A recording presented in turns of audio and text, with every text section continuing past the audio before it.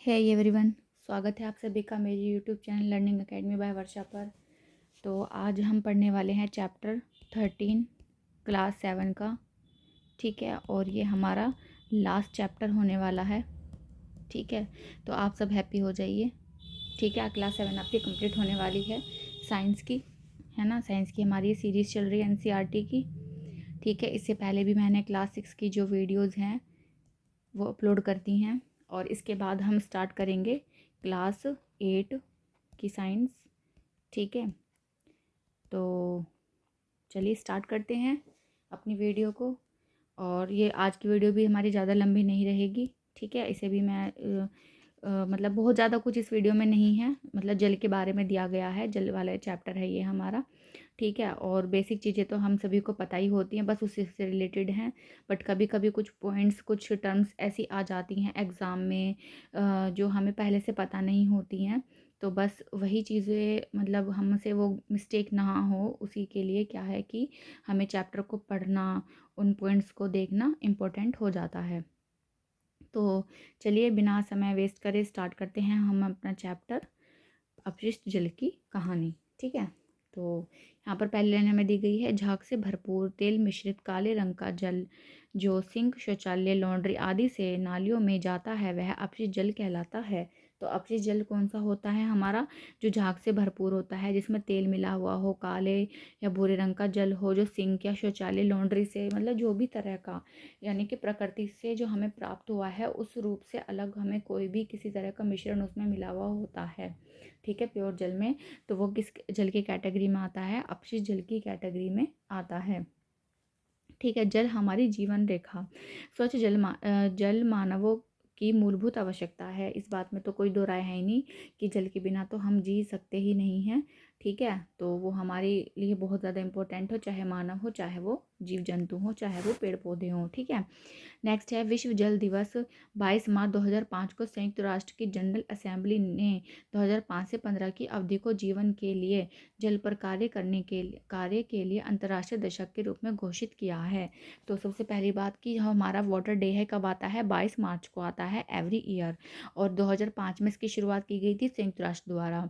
और जो हमारा जो अंतर्राष्ट्रीय दशक जल के रूप में घोषित किया था जीवन के लिए जल, वो क्या है? 2005 से 15 के लिए हमने उसे, मतलब अंतर्राष्ट्रीय संयुक्त राष्ट्र ने उसे घोषित किया था। ठीक है, वैसे इससे रिलेटेड कोई क्वेश्चन मुझे लगता नहीं है आता है, बट फिर भी पता नहीं चलता है सी टैट का, या फिर कोई हाँ, पर यूपी टैट के एग्ज़ाम में क्वेश्चन आ सकता है ना। सी टैट का तो मुझे कंफर्म नहीं है, बट यूपी टैट में क्वेश्चन आ सकता है कि वाटर डे कब मनाया जाता है 22 मार्च को, या जीवन के लिए जल घोषित कब किया गया था 2005 से 15 के लिए। तो यूपी टैट में आ सकता है ये आपका क्वेश्चन। ठीक है, इसके बाद है जल की सफाई करने के प्रक्रम में जल के जल स्रोतों में प्रवेश अथवा उसके पुनः उपयोग से पहले उसमें से प्रदूषकों को अलग करना सम्मिलित है। तो जल की सफाई में प्रक्रम में क्या होता है कि उसका जो प्रवेश होता है, पुनः उसका उपयोग होता है, और उसे प्रदूषित जो उसमें प्रदूषक मिले हुए रहते हैं उससे अलग करना ही क्या है? जल की सफाई है।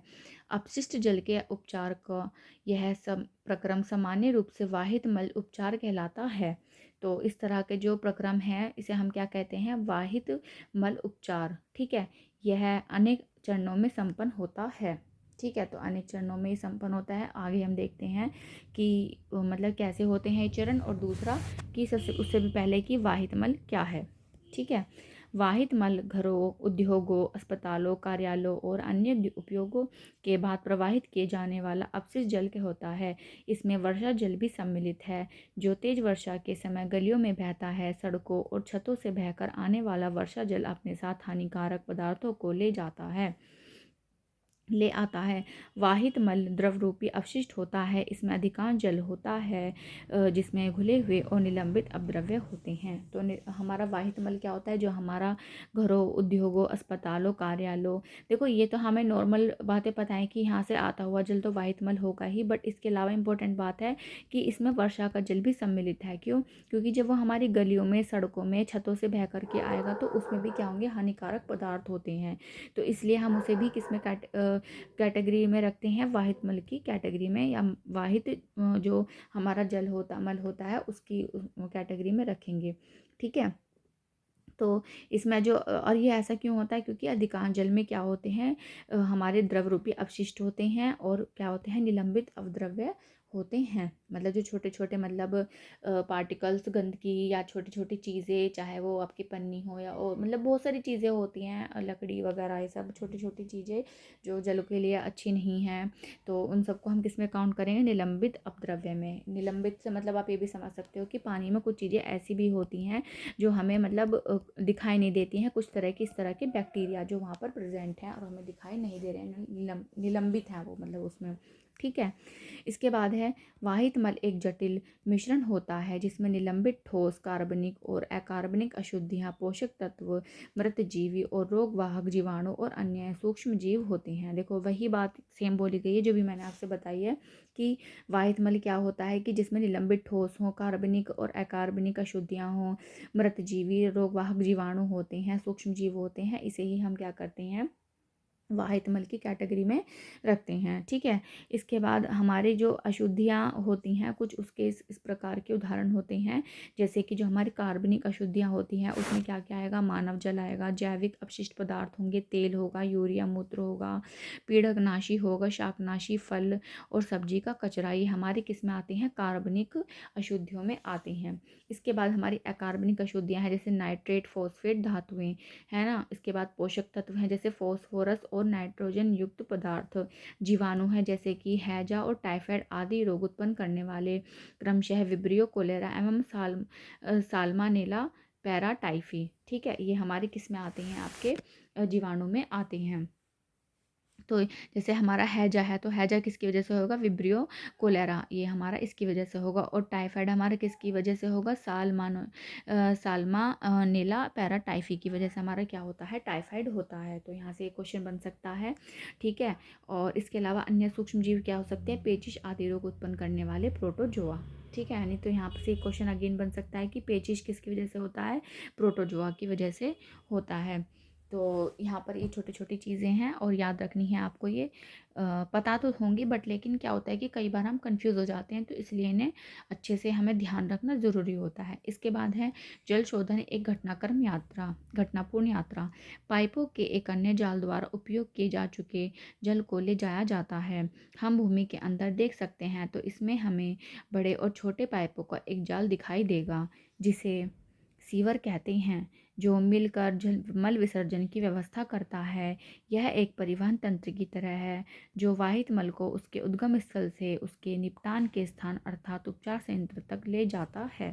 तो जैसे कि मतलब पता ही होगा आप लोगों को कि भाई हर किसी के घरों में या फिर फैक्ट्रीज़ में, कंपनी में, कहीं भी किसी के मतलब कुछ भी बना हुआ रहेगा तो आपको वहाँ पर देखने के लिए मिलेगा ही कि भाई हर किसी को पानी की ज़रूरत है, और हम कोई भी अपना डेली जो अपने नित्य कर्म करते हैं उनके लिए भी हमें क्या होता है कि जल की आवश्यकता होती है। तो हाँ, ज़रूरी है। तो सभी के घरों में क्या है, पाइपलाइन वगैरह पानी की आपूर्ति होती ही है। तो उसके लिए क्या है कि बड़े छोटे जो पाइप है धरती के अंदर एक जाल की तरह क्या है वो बिछे हुए रहते हैं, है ना। और मतलब जो मल का जो हमारा विसर्जन होता है वो एक जगह से दूसरी जगह क्या है, ले जाना होता ही है।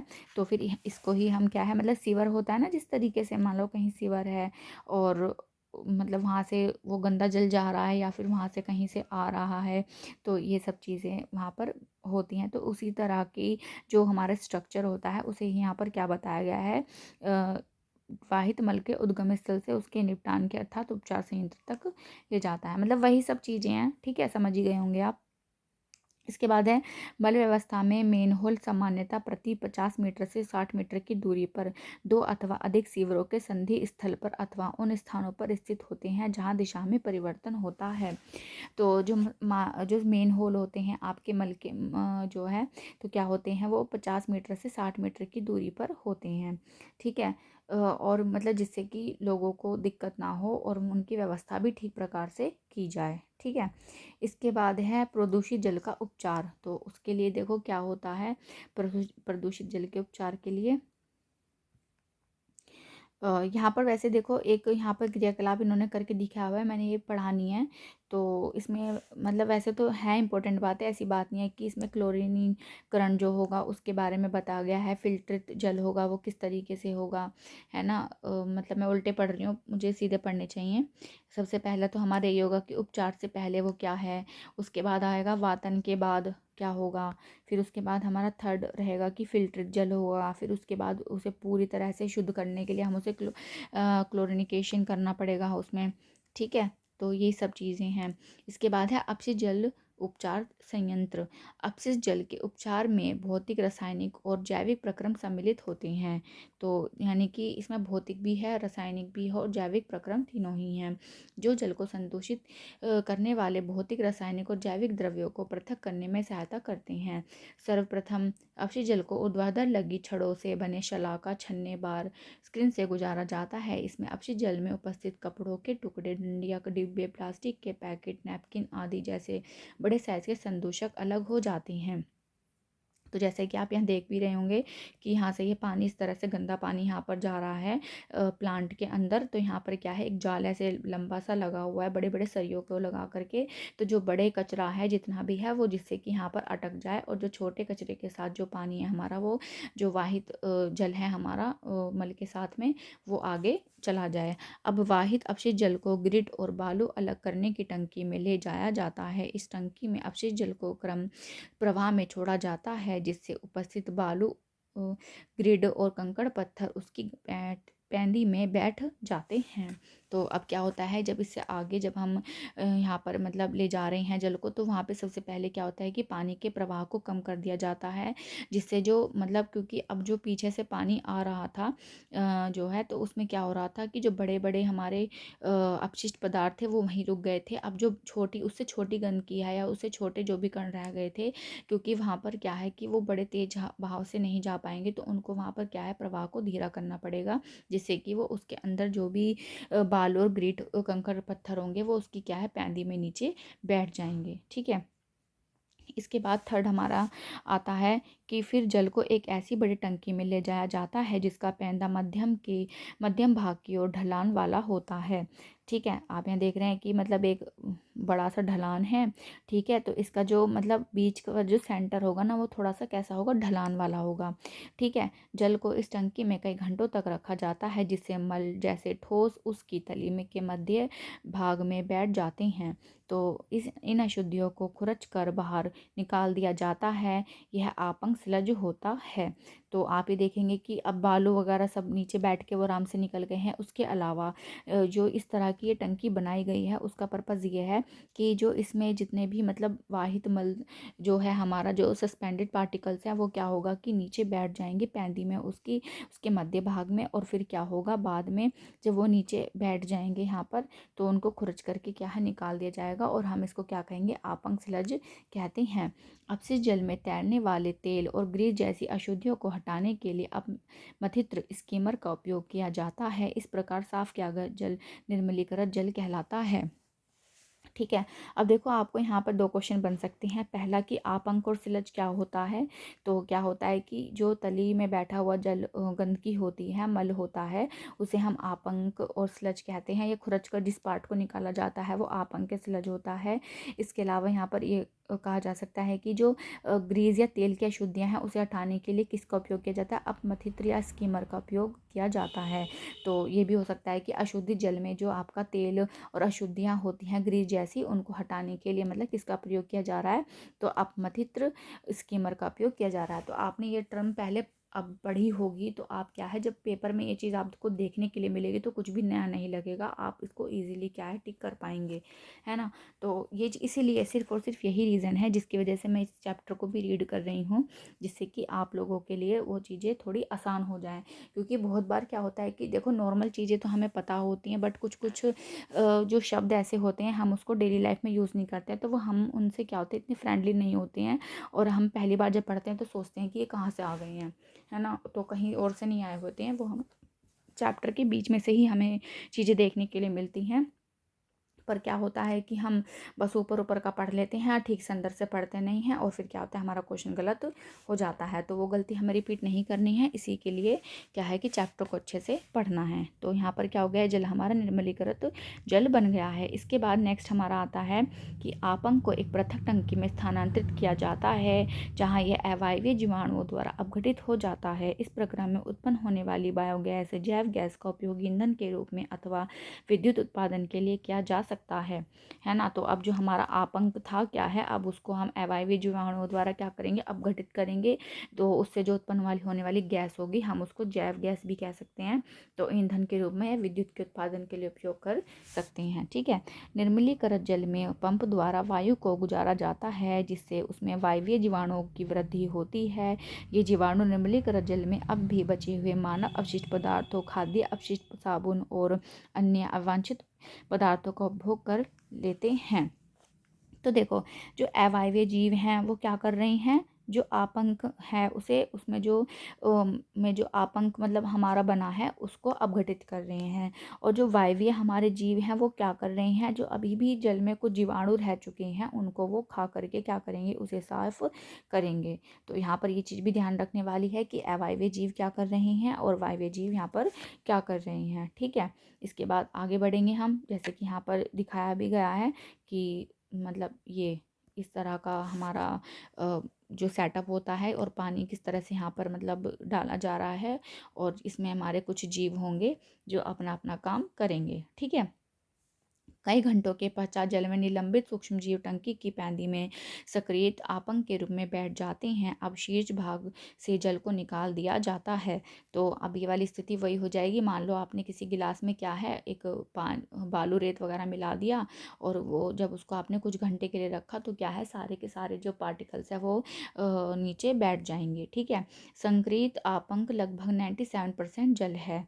तो इसके बाद जो संकरित आपंक होगा वो कितना होगा, हमारे 97% जल है। जल को बालू बिछाकर बनाए शुष्कन तलों अथवा मशीनों द्वारा हटा दिया जाता है। शुष्क आपंक का उपयोग खाद के रूप में किया जाता है, जिससे कार्बनिक पदार्थ और पोषक तत्व पुनः मृदा में वापस चले जाते हैं। तो इस तरह से क्या होता है, जो आपंक होती है, हमारा जो शुष्क आपंक होता है उसको हम खाद के रूप में यूज़ करते हैं। ठीक है।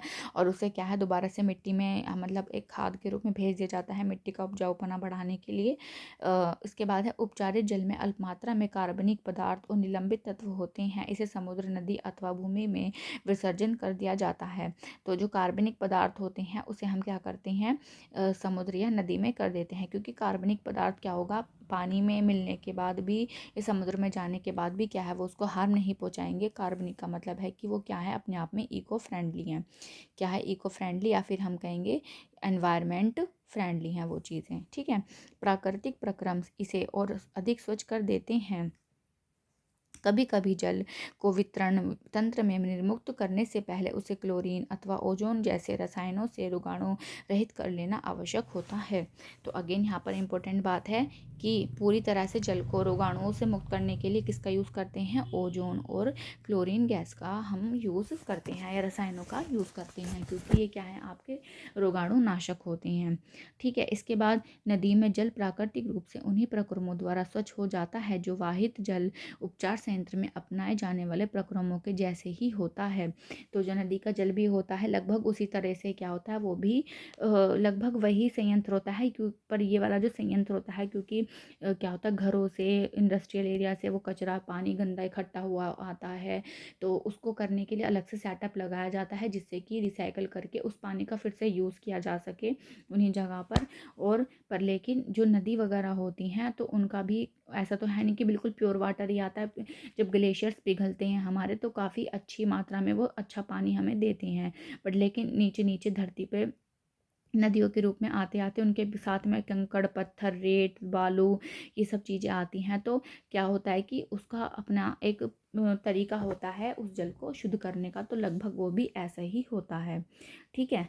इसके बाद है, हमें वाहित मल संयंत्रों के चारों ओर यूकेलिप्टस के वृक्ष लगाने चाहिए। ये वृक्ष समस्त अतिरिक्त अपशिष्ट जल को अवशोषित कर लेते हैं और वायुमंडल में शुद्ध जलवाष्प को निर्मुक्त करते हैं। तो क्या सबसे अच्छी बात हमें यहाँ पे देखो क्या है कि क्वेश्चन आ सकता है कि वाहित मल संयंत्र जो होते हैं उसके आसपास कौन से पेड़ लगाने चाहिए, यूकेलिप्टस के पेड़ लगाने चाहिए। ऐसा क्यों करना चाहिए कि वो जो अपशिष्ट जल जो होता है उसमें से जो गंदी चीज़ें होती हैं उन्हें मतलब ले करके और क्या है वातावरण में शुद्ध वायु को क्या कहते हैं, जो शुद्ध जलवाष्प को निर्मुक्त करते हैं। तो क्वेश्चन आता है यहाँ से, और यूपी टेट में भी यहाँ से क्वेश्चन पूछा गया है। PYQ में आप देख सकते हैं किसी ना किसी आपको एग्ज़ाम में वो ज़रूर मिलेगा। आई थिंक 19 या 20 में इस तरह का क्वेश्चन जब यूपी टेट हुआ था तब पूछा गया था। मुझे पूरी तरह याद नहीं आ रहा है।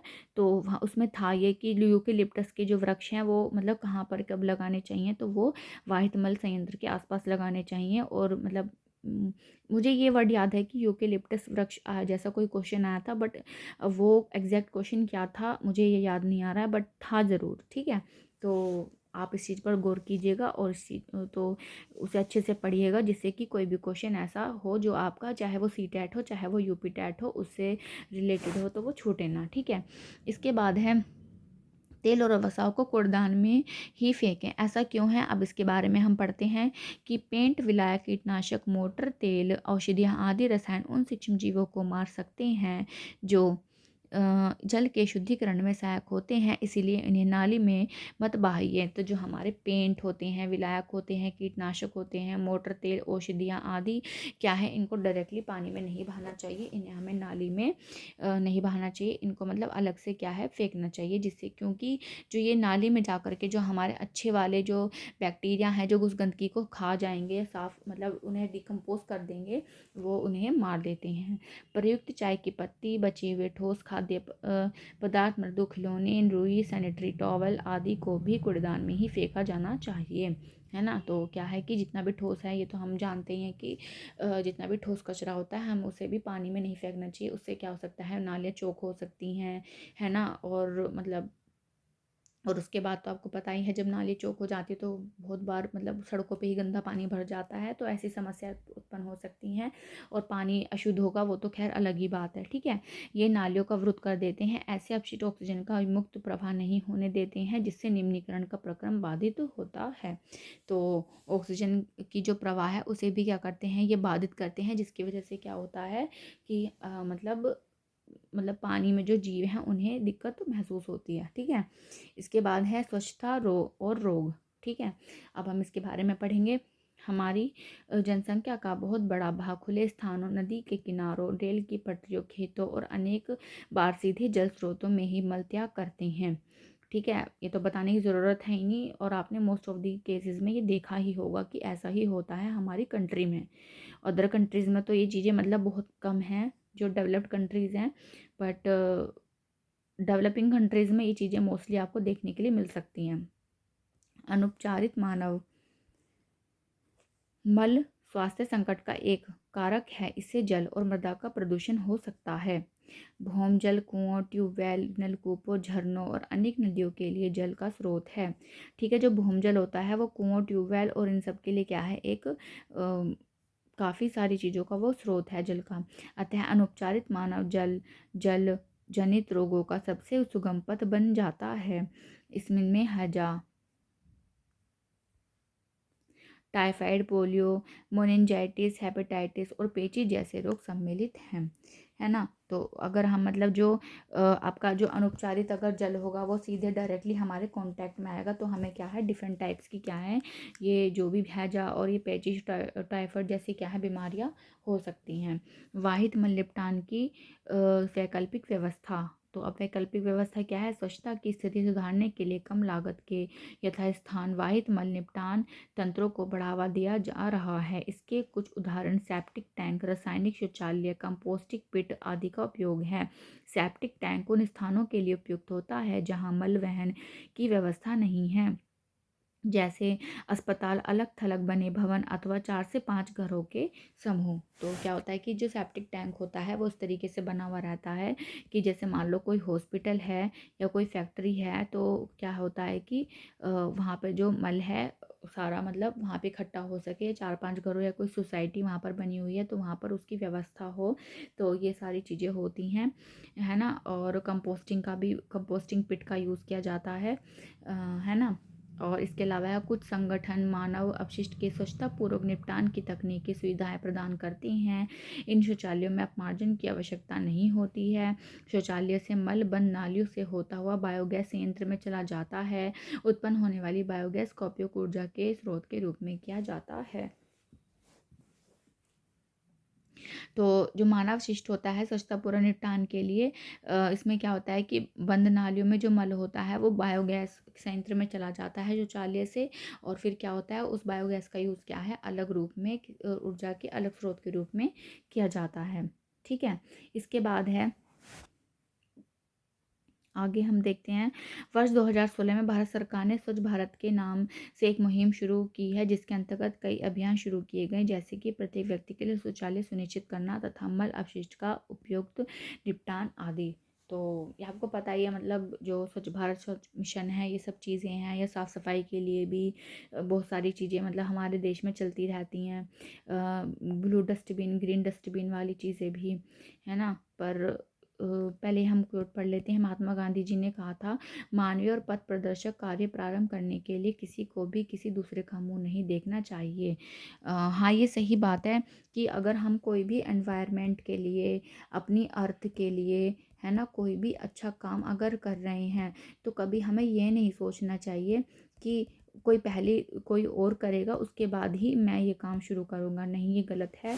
हम पहले ही वो इंसान खुद ही बनना चाहिए कि जिसकी शुरुआत हमसे ही हो जाए, है ना, अपने आप में ही, कि हाँ हमने इतना अच्छा काम किया प्रकृति के लिए भी। तो मेरी भी आप लोगों से, और एज अ टीचर, आप फ्यूचर टीचर होने वाले हैं, ठीक है, आपने बीएड बीटीसी जो भी की हुई है या कर रही हैं, तो ये हमारी रिस्पॉन्सिबिलिटी है। एक सिटीज़न की भी कुछ ड्यूटीज़ होती हैं, सिर्फ हमारे राइट्स ही नहीं होते हैं, कि हमें अपनी कंट्री को साफ़ रखना है, अपने एनवायरनमेंट को शुद्ध रखना है ना। जैसे कि आप देख ही रहे होंगे कि दिल्ली में कितना पोल्यूशन हो चुका है ना। लोग वहाँ पर कितने ज़्यादा परेशान हैं, बीमारी दिन पर दिन बढ़ती जा रही हैं। तो उसका कारण कौन है? हम ही हैं, क्योंकि हम हमेशा यही सोचते हैं कि नहीं उसने ऐसा किया है तो उसने कूड़ा फेंक दिया है तो भाई मैं पीछे क्यों रहूँ, मैं तो सबसे पहले जाकर कूड़ा वहाँ उसी जगह गंदगी में फेंकूँगा, वहाँ ढेर लगा दूँगा, और वो करते करते वो ढेर इतना बड़ा हो जाता है। फिर जो उसके कॉन्सिक्वेंसेस होते हैं फिर क्या है, हम पे ही आते हैं वापसी। ठीक है ना। तो हमें कोई गलत काम कर रहा है एनवायरनमेंट के प्रति तो उसे भी रोकना चाहिए, और खुद तो हमें करने ही नहीं चाहिए जो गलत है।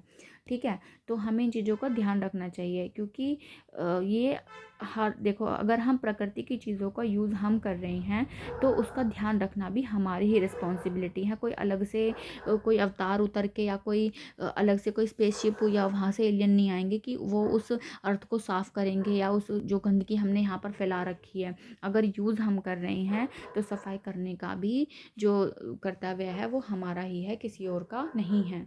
और अगर हम गंदगी ही नहीं करेंगे तो गंदगी फैलेगी भी नहीं, और उसको मतलब हटाने के लिए भी कोई ऐसी जद्दोजहद नहीं करनी पड़ेगी, है ना। जैसे हम अपने घर में आते हैं तो अपने ड्यूटी से, स्कूल से आने के बाद क्या होता है कि हम अपनी अपनी जो जिसकी जगह है वो सामान हम वहीं पर रखते हैं। सेम ऐसे ही हमें प्रकृति के साथ भी करना चाहिए, कि हमने कुछ भी चीज़ खाई है तो उस रैपर को, उस बोतल को हमें किसने डस्टबिन में ही डालना है। ठीक है, कहीं पेड़ नहीं लग रहे हैं तो कोशिश करनी चाहिए वहाँ पेड़ उगाएं। कोई पेड़ काट रहा है तो उसको रोके कि नहीं भाई ये काम गलत है, ऐसा मत करो। तो अगर हर कोई, जैसे हम अपने घर में अपनी जिम्मेदारियों को समझते हैं, अगर प्रकृति के लिए भी अगर हम वो चीज़ें करेंगे तो क्या होगा कि हमारी जो अर्थ है, हमारा जो देश है, हमारा जो शहर है वो भी स्वच्छ और साफ रहेगा, और किसी पर कोई भी बर्डन फील नहीं होगा, है ना। होपफुली आपने मेरी चीज़ों को अच्छे से समझा होगा, जाना होगा, और मैंने भी हर वो पॉइंट कवर करने की कोशिश की है जो एग्ज़ाम में पूछे जाने की पूरी पूरी संभावना है। चलिए अब देखते हैं कि हमने इस चैप्टर में क्या क्या पढ़ा है, छोटा सा रिकैप कर लेते हैं। प्रयुक्त जल अपशिष्ट जल कहलाता है, जिसका पुनः उपयोग किया जा सकता है। घरों, उद्योगों, कृषि कार्य, खेतों और अन्य मानव क्रियाकलापों में उपयोग किया जाने वाला अपशिष्ट जल को जनित करता है, यह वाहित मल कहलाता है।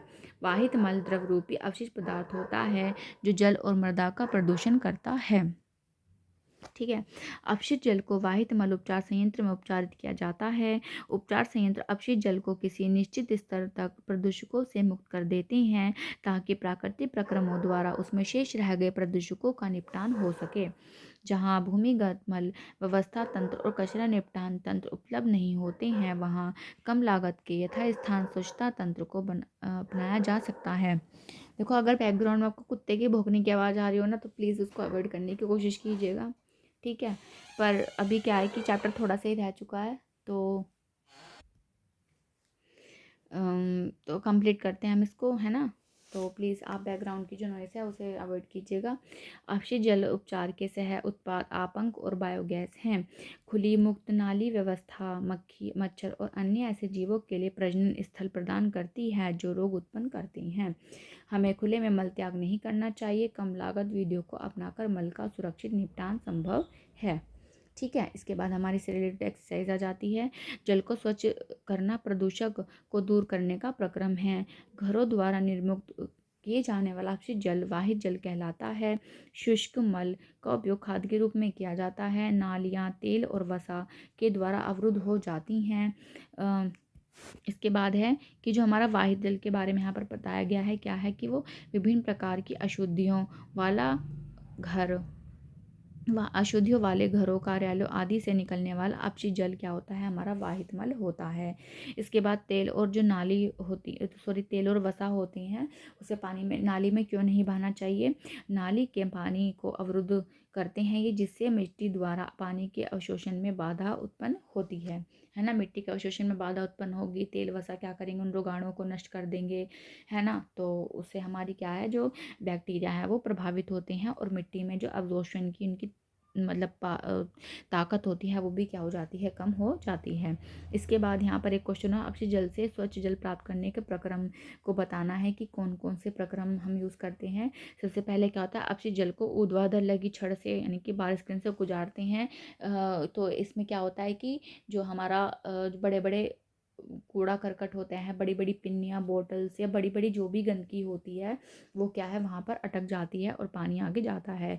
इसके बाद नेक्स्ट क्या करते हैं कि जल को ग्रिड और बालू अलग करने वाली टंकी से गुजारना होता है। फिर बालू वाली जगह पर मतलब एक आता है, हम उसको वहाँ पर पानी स्टोर कर लेते हैं, थोड़ा वहाँ पर फ्लो कम होता है, तो जो बालू और ग्रेट वगैरह होते हैं वो क्या है, नीचे सेटल डाउन हो जाते हैं। इसके बाद हम तीसरा स्टेप होता है कि जो टंकी में घंटों तक रखते हैं, जिससे ठोस मल, जो हमने बताया था ना कि एक बड़ी सी टंकी होती है और उसका मध्य वाला पार्ट थोड़ा सा नीचा होता है, तो वहाँ पर क्या होता है, ठोस मल इकट्ठा हो जाता है और सूक्ष्म जीव जो है तली में बैठ जाते हैं और वो क्या बन जाते हैं, आपंक बन जाते हैं। और आपंक बनने के बाद क्या है, उनको क्या है, खुरच कर क्या है, निकाल दिया जाता है और एज अ खाद के रूप में क्या है, उनका उपयोग किया जाता है। फिर उसके बाद क्या आता है हमारा कि क्लोरीन और ओजोन द्वारा रोगाणु मुक्त करके समुद्र और नदी की भूमि में क्या है, उसको विसर्जित कर दिया जाता है। ठीक है। तो इस तरह के प्रोसेस को क्या है, हमारा फॉलो किया जाता है अपशिष्ट जल को शुद्ध करने के लिए। ठीक है। इसके बाद हमारा एक क्वेश्चन और है कि जल को रोगाणु नाशित जो होते हैं वो कौन कौन से हैं, हमारे क्लोरीन है और क्या है, ओजोन है। ठीक है। इसके बाद हमारा नेक्स्ट यहाँ पर एक ऐसे मतलब ये दी गई है, आपकी वर्ग पहेली दी गई है, पर हम ये बच्चों को मतलब खेल के रूप में समझाने के लिए दी गई है, बट हम इसके डायरेक्ट क्वेश्चन देखेंगे कि वाहित मल उपचार संयंत्र से प्राप्त गैसीय उत्पाद क्या है, जैव गैस। इस प्रक्रम में प्रदूषित जल से वायु को गुजारा जाता है, वातायन कहते हैं उसको। ठीक है। वाहित मल से जाने वाले पाइपों की व्यवस्था किसके द्वारा होती है, सीवर द्वारा। उपयोगों के बाद नालियों में बहता जल क्या है, वाहित जल है। जल उपचार में रोगाणु नाशन के लिए प्रयुक्त एक रसायन क्या है, ओजोन है। क्लोरीन और ओजोन कुछ भी ले सकते हैं हम। ठीक है। वह सूक्ष्म जीव जो ऑक्सीजन की अनुपस्थिति में जैव पदार्थों का विघटन करते हैं, अवायवीय जीवाणु, है ना। तो याद रखना है कि ऑक्सीजन की अनुपस्थिति में जो होंगे वो अवायवीय जीवाणु होंगे। इसके बाद संदूषित जल के लिए भी जो यूज होंगे वो भी क्या है, आपके अवायवीय जीवाणु ही हैं। नेक्स्ट है, वह स्थान जहाँ वाहित मल से प्रदूषक पृथक किए जाते हैं वो है उपचार संयंत्र। अनेक व्यक्ति इसका विसर्जन खुले स्थानों पर करते हैं और वो क्या है, मल। ठीक है। अब यहाँ पे एक क्वेश्चन, एक एमसीक्यू दिया गया है। आजकल सीटेट और जो और अच्छे लेवल के क्वेश्चंस में भी, अब यूपी टेट हो तो वहाँ पे भी इस तरह के क्वेश्चन देखने के लिए मिले, है ना। तो स्टेटमेंट्स में क्वेश्चन दिए जाते हैं और नीचे ऑप्शन दिए जाते हैं कि इनमें से कौन सा सही है और कौन सा गलत है। तो पहला जो हमारा है, सजीव जीवों के ओजोन के बारे में हमें बात कही गई है यहाँ पर कि सजीव जीवों के श्वसन के लिए अनिवार्य नहीं, ओजोन तो श्वसन के लिए अनिवार्य नहीं होती है। दूसरा क्या है, इसका उपयोग जल को रोगाणुओं रहित करने में होता है। हाँ बिल्कुल होता है, अभी हमने पढ़ा है ऊपर। यह पराबैंगनी किरणों को शोषित कर लेती हैं। हाँ ये बात भी सही है कि हमारी वायुमंडल की जो स्ट्रेटोस्फेरिक जो लेयर होती है, हमारा समताप मंडल होता है, उसकी जो नीचे वाली परत होती है, यहाँ पर ओजोन होती है, और वो क्या करती है, सूरज से आने वाली हानिकारक यूवी रेस को क्या है, अवशोषित कर लेती है। इसके बाद वायु में इसका अनुपात नहीं, ऐसा भी कुछ नहीं है कि 3% है, तो ओनली हमारा ख और ग वाला ऑप्शन क्या है, सही है, क्योंकि यहाँ पर सही पूछा है। ठीक है, तो इस तरह से हमारा क्या है, चैप्टर कंप्लीट हो जाता है। और चैप्टर के साथ ही आज हमारी क्लास 7 भी क्या है, कंप्लीट हो जाती है साइंस की। होपफुली आपको मेरी ये सीरीज़ पसंद आ रही होंगी, है ना। आप इनको अच्छे से देख रहे होंगे, समझ रहे होंगे, और नोट्स भी अपने बना रहे होंगे, है ना।